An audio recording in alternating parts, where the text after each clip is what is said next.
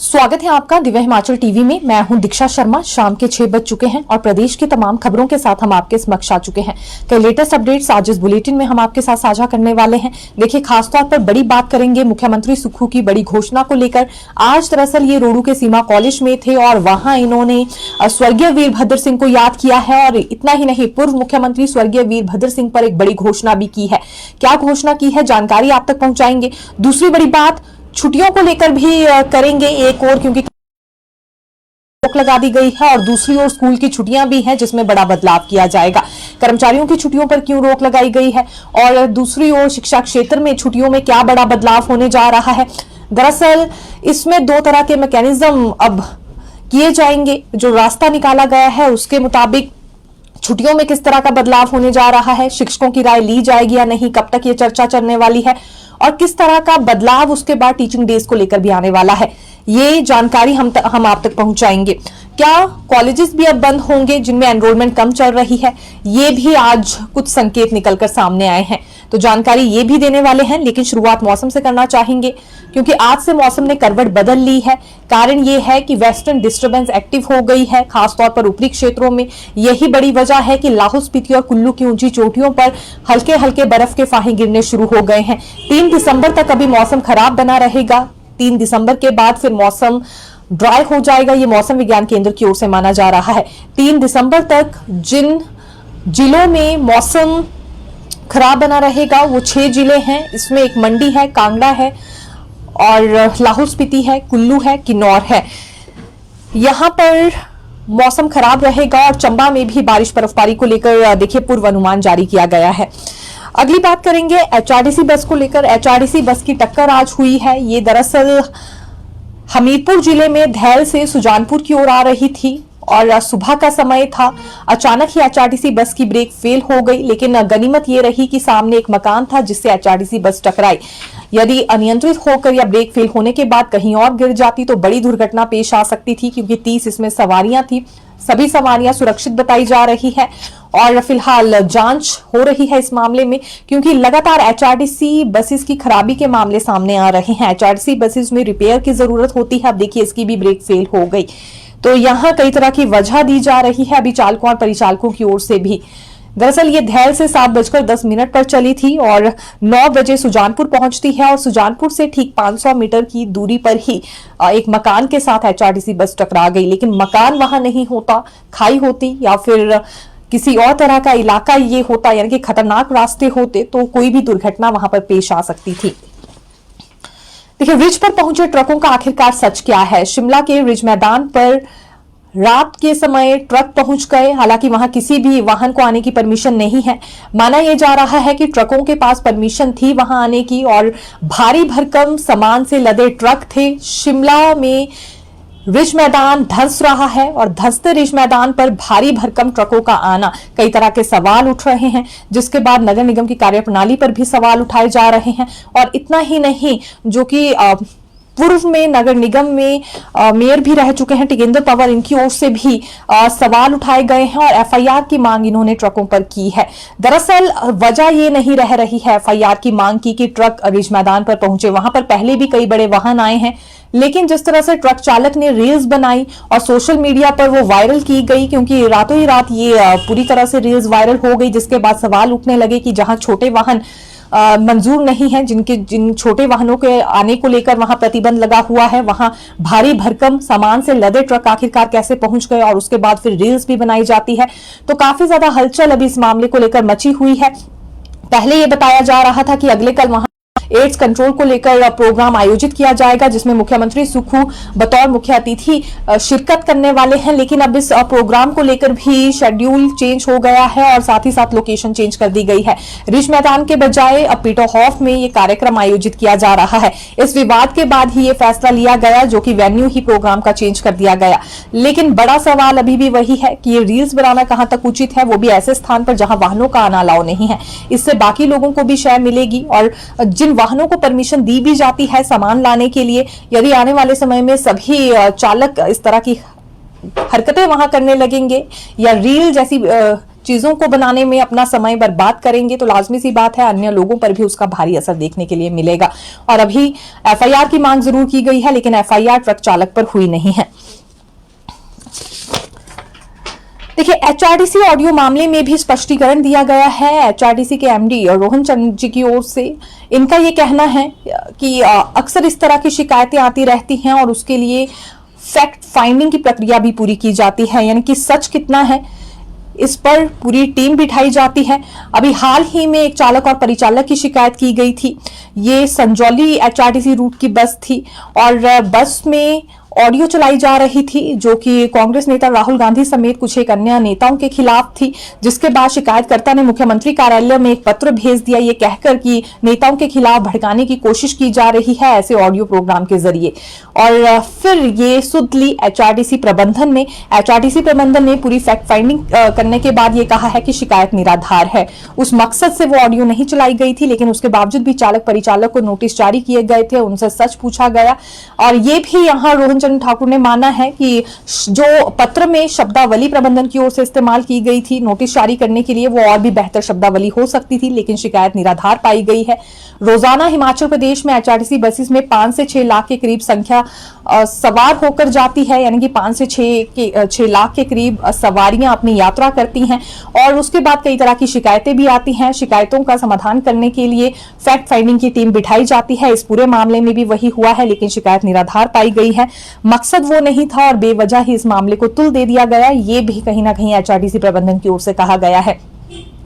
ये 5 नवंबर की बात है जब संजौली की ओर एक एचआरटीसी बस जा रही थी और एचआरटीसी बस में एक ऑडियो प्रोग्राम शुरू कर दिया गया जिसमें कांग्रेस नेता राहुल गांधी समेत कुछ नेताओं के खिलाफ कुछ शब्द कहे जा रहे थे। और यही बात एक व्यक्ति को वहां रास नहीं आई जो कि बस में बैठा था। उसने शिकायत मुख्यमंत्री कार्यालय भेज दी। मुख्यमंत्री कार्यालय से ये पत्र एचआरटीसी प्रबंधन के पास गया और चालक परिचालक से सवाल भी किए गए हैं, उन्हें नोटिस भी भेजे गए हैं और आने वाले समय में ऐसी कोई ऑडियो वो ना चलाए, ये नसीहत भी उन्हें दी गई है।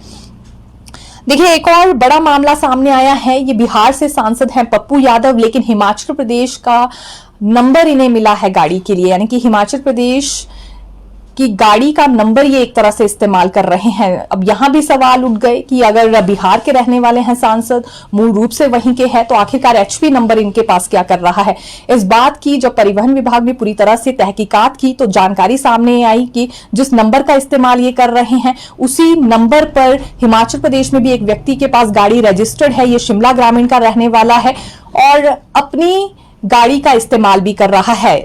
जिप्सी का यही नंबर एक शिमला ग्रामीण के व्यक्ति ने लिया है और अपनी गाड़ी का खुद इस्तेमाल भी कर रहा है। तो फिर ये बिहार के सांसद के पास नंबर कैसे आया? अब इसमें यही परिवहन विभाग की ओर से कहा जा रहा है कि महज एक फर्जीवाड़ा है, फर्जी नंबर यहां वहां सांसद की ओर से इस्तेमाल किया जा रहा है। ये जो बिहार के सांसद है पप्पू यादव, इनके मित्र ने 2 करोड़ रुपए की ये गाड़ी उन्हें खरीद कर दी थी। 2 करोड़ की गाड़ी में लेकिन फर्जी नंबर लगाया गया है और हिमाचल प्रदेश का ये नंबर बताया जा रहा है। हालांकि पहले भी इस तरह के मामले सामने आए हैं जब बाहरी राज्यों में हिमाचल प्रदेश की गाड़ी नंबर का इस्तेमाल किया गया हो और ये एक तरह से जांच का विषय है। लेकिन परिवहन विभाग का कहना है कि उन्होंने इस पूरे मामले में जांच कर ली है और सेम नंबर रजिस्टर्ड है हिमाचल प्रदेश के ही एक व्यक्ति का, जो कि शिमला ग्रामीण का व्यक्ति बताया जा रहा है, अपनी गाड़ी इस्तेमाल भी कर रहा है। ये HP 52B7163 नंबर बताया जा रहा है। इससे पहले उप मुख्यमंत्री मुकेश अग्निहोत्री की ओर से भी देखिए ये जानकारी दी गई थी कि तकरीबन 2000 करोड़ तक का ये बजट सामने आया है, यानी कि जो गाड़ियां हैं और हिमाचल प्रदेश का नंबर इस्तेमाल कर रही हैं, जब उन सभी गाड़ियों के बजट को मिलाया गया तो 2000 करोड़ तक की ये सभी गाड़ियां बताई जा रही है। महंगी गाड़ियां हैं, बाहरी राज्य के लोगों की गाड़ियां हैं, लेकिन यहां भी उन गाड़ियों को रजिस्टर किया गया है। आखिरकार क्यों? जब बाहरी राज्यों की गाड़ियां हैं तो यहां कैसे रजिस्टर कर दिया गया? तो ये फर्जीवाड़ा है और ये एक बड़ा घोटाला हुआ है। इस पर उन्होंने सवाल उठाए थे और जल्द जांच की जाएगी, ये भी आश्वासन दिया था। लेकिन उससे पहले देखिए एक और मामला सामने आ गया है और ये तो बिहार के सांसद बताए जा रहे हैं HP गाड़ी का नंबर लेकर जो कि घूम रहे हैं और ये पूरी तरह से फेक है। कर्मचारियों की छुट्टियों पर रोक लगा दी गई है। विधानसभा का शीतकालीन सत्र धर्मशाला के तपोवन में होने जा रहा है। यह 18 से 21 दिसंबर तक होगा, लेकिन ठीक उससे पहले 11 दिसंबर से 21 दिसंबर तक शिक्षा विभाग के कर्मचारियों की छुट्टियों पर यहां रोक लगा दी गई है और इसे लेकर निर्देश भी जारी हो गए हैं उच्च शिक्षा विभाग और प्रारंभिक शिक्षा विभाग की ओर से। ये करना इसलिए जरूरी हो जाता है सत्र के आसपास, क्योंकि बहुत सारे सवालों के जवाब भी तैयार करने होते हैं और यही यहां भी उच्च शिक्षा विभाग और प्रारंभिक शिक्षा विभाग की ओर से सभी अधिकारियों को कह दिया गया है कि विधानसभा में शिक्षा महकमे से जुड़े सबसे ज्यादा सवाल लगे हैं, समय से इन सवालों का जवाब तैयार किया जाए। रविवार समेत अन्य छुट्टियां इनकी एक तरह से कैंसिल कर दी गई है, यानी कि जितनी भी प्रस्तावित छुट्टियां थी उन्हें कैंसिल करने के निर्देश जारी हो चुके हैं। अभी सभी प्रश्नों का जवाब समय से तैयार करना है, तो उससे पहले ही यहां छुट्टियों पर रोक लगा दी जाती है। यह हर बार देखने में आता है, लेकिन शिक्षा में सबसे पहले कदम इसलिए उठाया जाता है क्योंकि सबसे ज्यादा सवाल इसी महकमे से जुड़े लगते हैं।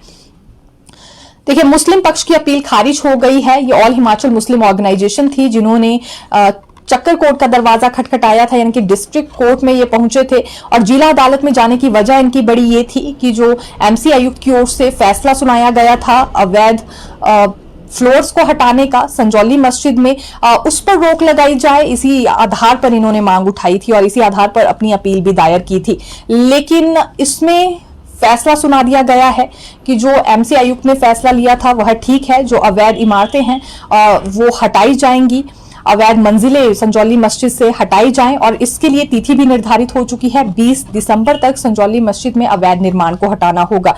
इसमें एक एटिक है और 2 फ्लोर्स हैं, तो यानी कि 2 मंजिल और एक एटिक, कुल मिलाकर ये 3 मंजिलें हुई। ये हटा दिया जाएगा और 20 दिसंबर तक इसमें अवधि भी निर्धारित कर दी गई है। ऑल हिमाचल मुस्लिम ऑर्गेनाइजेशन की अपील एक तरह से खारिज हो चुकी है। इन्हें लग रहा था कि जो एमसी आयुक्त की ओर से फैसला सुनाया गया है ठीक नहीं है, वक्फ बोर्ड का मालिकाना हक है उस जमीन पर, तो एकदम से इस तरह से अवैध निर्माण को हटा देना ये उचित नहीं है। दोनों पक्षों की बात सुनी जानी चाहिए, लेकिन अब देखा जा सकता है जिला अदालत ने भी वही फैसला सुनाया है और तो और यहाँ पर तिथि भी निर्धारित कर दी गई है कि 20 दिसंबर तक अवैध निर्माण हटाया जाए। देखिए, मुख्यमंत्री सुखविंदर सिंह सुक्खू आज रोडू के सीमा कॉलेज में थे और वहां इनकी ओर से कुछ बड़ी अनाउंसमेंट्स की गई है। पहली बात तो ये कि जो सीमा कॉलेज है उसे स्वर्गीय वीरभद्र सिंह का नाम दिया जाएगा। ये डिमांड हालांकि एमएलए मोहनलाल ब्राक्टा ने ही वहां पर उठाई थी, जिसे आज मुख्यमंत्री ने पूरा किया है। जैसे ही उन्होंने अनाउंसमेंट की उसके बाद हर किसी के चेहरे वहां पर खिल गए। ऐसा मानिए कि जैसे छात्र न जाने कितने दिनों से यही इंतजार कर रहे थे कि कब ये फैसला लिया जाता है या ये कब घोषणा होती है कि कॉलेज का नाम अब स्वर्गीय वीरभद्र सिंह के नाम पर रख दिया जाएगा। इसके अलावा गर्ल्स हॉस्टल और मल्टीपर्पज भवन बनाने की घोषणा भी आज मुख्यमंत्री की ओर से वहां पर की गई है। देखिए, प्रदेश के स्कूलों में छुट्टियों में बड़ा बदलाव होने जा रहा है, लेकिन इसके लिए राज्य सरकार की ओर से स्टेक होल्डर से भी राय ली जाएगी और 2 महीने इसके लिए तय कर दिए गए हैं, दिसंबर और जनवरी में सिर्फ चर्चा का दौर जारी रहेगा कि छुट्टियों में किस तरह का बदलाव होना चाहिए जिससे टीचिंग डेज भी प्रभावित ना हो और जरूरत के समय भी छुट्टियां मिल सके। इसमें केवल शिक्षकों से नहीं बल्कि अभिभावकों से भी, बाकी आम जनता से भी, स्टेक होल्डर से भी राय ली जाएगी। कुछ एक गुटों को बुलाया गया है जिसमें एसएमसी हैं, पीटीए हैं और जिला स्तर, ब्लॉक स्तर के भी कुछ ग्रुप्स बनाए गए हैं जो राय देने के लिए पहुंचने वाले हैं।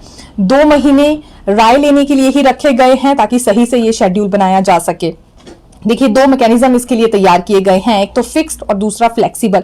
अब इसमें फर्क क्या है आपको बताते हैं। इससे पहले 52 छुट्टियां क्योंकि सरकारी स्कूलों में दी जाती थी, ये छुट्टियां गर्मियों में भी होती थी, कुछ मानसून में दी जाती थी 52 छुट्टियों में से, तो कुछ सर्दियों में दी जाती थी। लेकिन शिक्षक हर बार यही सवाल उठाते थे कि गर्मी, सर्दी और मानसून में छुट्टियां तो मिल जाती हैं, लेकिन जिस वक्त मानसून पीक में होता है छुट्टियां नहीं मिलती। जब बर्फबारी होती है तो उस वक्त स्कूल खुल जाते हैं और जब ज्यादा गर्मी बढ़ जाती है तब भी स्कूल खुल जाते हैं। तो जब जरूरत होती है तब छुट्टियां दी नहीं जाती। हालांकि जो जिला उपायुक्त है वो अपने स्तर पर फैसला ले लेते हैं स्थिति को देखते हुए, लेकिन फिर उससे टीचिंग डेज प्रभावित होते हैं। एक बात शिक्षकों की ओर से ये भी कही गई है, जो शिक्षक संगठन है विभिन्न, उनका ये भी मानना है कि देखिए, जो एग्जाम्स हैं वो एक साथ ही सरकारी स्कूलों में होने चाहिए, भले ही छुट्टियां फिर अलग अलग भी हो, क्योंकि हर बार ये समस्या आती है कि अलग अलग से एग्जाम्स होते हैं तो उसके लिए शिक्षकों की ड्यूटी लगाई जाती है और यहाँ भी टीचिंग डेज प्रभावित हो जाया करते हैं। इसीलिए इन सभी पहलुओं को देखते हुए अब छुट्टियों का शेड्यूल एक बार नए सिरे से तैयार किया जाएगा और अगले सत्र से हमें बड़ा बदलाव स्कूल की छुट्टियों में देखने के लिए मिल सकता है। अब देखिए 52 दिन की छुट्टियों का शेड्यूल तय किया जाता है। अभी माना यह जा रहा है कि 52 दिन की छुट्टियों में से सिर्फ 30 दिन की छुट्टियां ही दी जाएंगी और बाकी की जो 22 छुट्टियां बच जाएंगी वो स्थिति के अनुसार दी जाएंगी। मानसून अगर पीक पर है, किसी इलाके में ज्यादा नुकसान हो रहा है तो वहां फिर वो छुट्टियां दी जा सकती हैं। यानी कि सही से छुट्टियों का इस्तेमाल करना है, टीचिंग डेज भी प्रभावित ना हो। अब ये रास्ता निकाला जाएगा। ये आज ही शिक्षा सचिव राकेश कंवर की ओर से जानकारी दी गई है। बड़ी जानकारी दी है और काफी ब्रीफली इन्होंने हमारे पास ये बात कही है कि कैसे अब छुट्टियों का शेड्यूल तैयार किया जाएगा। लेकिन जरूरी है इसमें आम लोग, शिक्षक संगठन, अभिभावक भी अपनी राय दें, क्योंकि उसके बाद ही ये शेड्यूल सही ढंग से तैयार हो पाएगा। फिक्स्ड और फ्लेक्सिबल का मतलब ये है, देखिए जो 50 दिन है, जो 30 छुट्टियां हैं वो फिक्स कर दी जाएंगी कि इस दिन पर ये छुट्टी होगी ही। बाकी की 22 छुट्टियां फ्लेक्सिबल तौर पर रखी जाएंगी, यानी कि जब आवश्यकता है तभी वो छुट्टियां दी जाएंगी। देखिए परख सर्वे होने जा रहा है और ये 4 दिसंबर को परीक्षा होगी। 1215 स्कूलों का इसके लिए चयन किया गया है और तकरीबन 27,560 बच्चे इसमें भाग लेने वाले हैं। रैंडमली स्कूलों का चयन किया गया है, लेकिन शर्त ये लगा दी गई है कि एक स्कूल से 30 बच्चे ही परीक्षा दे पाएंगे। हालांकि ऐसा नहीं है कि सभी कक्षाओं को इसमें मौका मिलेगा, क्योंकि तीसरी, छठी और 9वीं कक्षा के छात्र ही इसमें शामिल होने वाले हैं। लेकिन इसमें स्कूलों का चयन भी काफी अलग आधार पर किया गया है। कुछ स्कूल ऐसे हैं जहां से तीनों कक्षाओं के बच्चे ही ये परख सर्वे के लिए अपनी भागीदारी दिखाने वाले हैं, कि परख एग्जाम के लिए सामने आएंगे। लेकिन 30 बच्चों की संख्या निर्धारित कर दी गई है। अब वहां पर स्कूल प्रशासन पर ये डिपेंड करता है कि तीसरी, छठी और 9वीं कक्षा से वो किन बच्चों को चुनते हैं और 30 ही बच्चों की संख्या होनी चाहिए। और मान लीजिए कोई ऐसे भी सरकारी या प्राइवेट स्कूल है जहां से एक ही कक्षा के बच्चे आने वाले हैं, जैसे कि मान लीजिए तीसरी कक्षा के ही बच्चे आएंगे, छठी और 9वीं कक्षा के बच्चों को नहीं लिया जा रहा है, तो तीसरी कक्षा में अगर 30 बच्चे हैं पूरे, तो वो सभी बच्चे अपनी परीक्षा देने वाले हैं और 30 से ज्यादा अगर वहां पर संख्या है तो कुछ बच्चे उसमें रह जाएंगे। ऐसे स्कूल जहां पर कक्षाओं में 5 से भी कम है बच्चों की संख्या, वहां से भी छात्र ये परख एग्जाम नहीं देने वाले हैं। तो एनरोलमेंट भी इसमें देखी गई है। 30 से ज्यादा अगर एक कक्षा में संख्या होगी तो सभी बच्चे अपना एग्जाम नहीं दे पाएंगे, फिर चाहे एक स्कूल की एक ही कक्षा का चयन इसमें क्यों ना किया गया हो। यानी कि पूरे स्कूल भर से 30 बच्चे ही परख एग्जाम देने के लिए आने वाले हैं और 1215 स्कूलों का इसमें चयन हो चुका है। तीसरी, छठी और 9वीं की ये परीक्षा होने जा रही है। अब देखना होगा इसके बाद हिमाचल प्रदेश में कितना ज्यादा सुधार शिक्षा में हो पाया है। शिक्षा का स्तर पूरे भारत देश में किस नंबर पर आता है। पहले 21वें नंबर पर हिमाचल प्रदेश का शिक्षा स्तर चला गया था, लेकिन अब शिक्षा स्तर में कितना ज्यादा सुधार आया होगा इसके बाद ही जानकारी हमें मिल पाएगी। और बड़ी बात यह है कि कुछ एक कदम भी अब तो उठाए गए हैं। बहुत सारे स्कूल मर्ज भी कर दिए गए हैं, कुछ बंद कर दिए गए हैं जो कम एनरोलमेंट वाले थे, और कई सुविधाएं भी बढ़ाई गई हैं। और साथ ही साथ पढ़ाई पर फोकस करने के लिए भी शिक्षकों को कुछ खास दिशा निर्देश दिए गए हैं। बीच में एक्सपोजर विजिट्स तक इन शिक्षकों से करवाई गई है। इस सब का प्रभाव हमें इसी परीक्षा में देखने के लिए मिलेगा, जबकि ये 27,560 बच्चे बैठेंगे। हालांकि इसमें प्राइवेट स्कूल्स भी हैं और गवर्नमेंट स्कूल्स तो है ही, लेकिन शिक्षा का स्तर कितना सुधरता है इस बात से अंदाजा मिल जाएगा।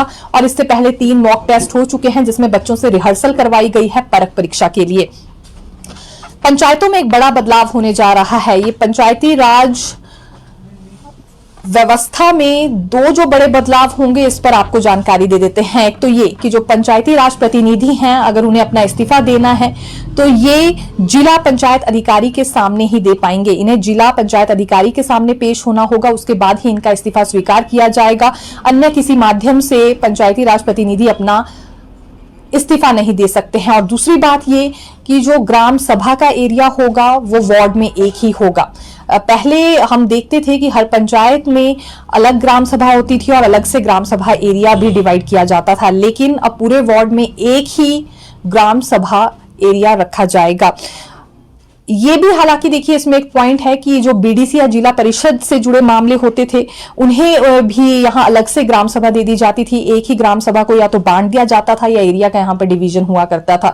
तो अब ये नहीं हो पाएगा। एक वार्ड में एक ही ग्राम सभा होगी और उसी एक ही ग्राम सभा का इस्तेमाल करना होगा। हर पंचायत में अब आपको एक अलग ग्राम सभा या एक ग्राम सभा एरिया देखने के लिए नहीं मिलने वाला है। कॉलेजों पर बड़ा फैसला संभावित है। मुख्यमंत्री सुक्खू की ओर से एक बड़ी बैठक ली जा रही है पीटरहॉफ में। दरअसल सभी कॉलेज प्रिंसिपल्स को बुला लिया गया है। सभी कॉलेज प्रिंसिपल्स के साथ ये कॉन्फ्रेंस बुलाई गई है और इसमें कॉलेज के एनरोलमेंट को लेकर भी चर्चा हो रही है। रोडू के टीकर कॉलेज से ये जानकारी सामने आई है कि वहां पर सिर्फ 15 ही छात्र हैं और पिछली बार 38 छात्र थे। तो सबसे पहला सवाल तो ये कि एनरोलमेंट गिरने की वजह क्या है और जहां पर एनरोलमेंट कम है क्या ऐसे कॉलेजेस को भी अब मर्ज किया जाएगा। ये संकेत फिलहाल आज की बैठक से मिले हैं। अगले कल भी सभी कॉलेज प्रिंसिपल शिमला में ही रहने वाले हैं और इनकी शिक्षा निदेशालय में भी बैठक होने जा रही है और शिक्षा सचिव भी इनके साथ बैठक लेंगे, जिसमें कॉलेज के सुधारीकरण को लेकर कुछ एक कदम उठाए जा सकते हैं। टूरिज्म में हिमाचल प्रदेश को एक बड़ा झटका लगा है। यह हम इसलिए कह रहे हैं क्योंकि भारत सरकार की ओर से SASCI स्कीम में 3,296 करोड़ 23 राज्यों के 40 प्रोजेक्ट्स के लिए मंजूर किए गए हैं। यानी कि 23 राज्य हैं और उनके 40 प्रोजेक्ट्स के लिए 3,296 करोड़ मंजूर कर दिए गए हैं। इसमें पंजाब को 50 करोड़ दिए गए हैं, उत्तराखंड को 100 करोड़ रुपए दिए गए हैं और टूरिज्म पॉइंट ऑफ व्यू से विकसित होने के लिए। लेकिन हिमाचल प्रदेश का इसमें कहीं भी नाम नहीं है और ये सवाल अब आम लोग भी कर रहे हैं। हालांकि ये जानकारी सांसद अनुराग ठाकुर की ओर से ही साझा की गई थी। ये उन्होंने सेक्शन ऑर्डर अपनी पोस्ट में साझा किया था। हिमाचल के लोग पूछ रहे हैं कि हिमाचल का नाम आखिरकार क्या कहाँ है, टूरिज्म को विकसित करने के लिए यहाँ कितने प्रोजेक्ट्स को स्वीकृत किया गया है, कितने प्रोजेक्ट्स के लिए राशि दी गई है और अगर हिमाचल का नाम इसमें नहीं है तो आखिरकार क्यों नहीं है।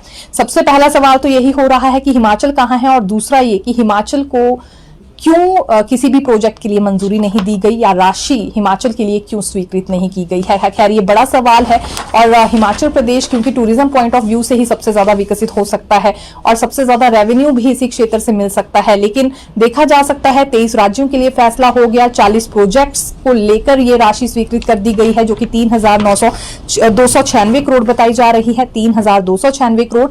लेकिन हिमाचल प्रदेश का इसमें कहीं भी जिक्र नहीं किया गया है, जिसके बाद हम ये मानकर चल सकते हैं कि बड़ा झटका टूरिज्म में हिमाचल प्रदेश को या राज्य सरकार को लगा है। फिर मिलेंगे नई खबर के साथ। देखते रहिए दिव्य हिमाचल टीवी। धन्यवाद।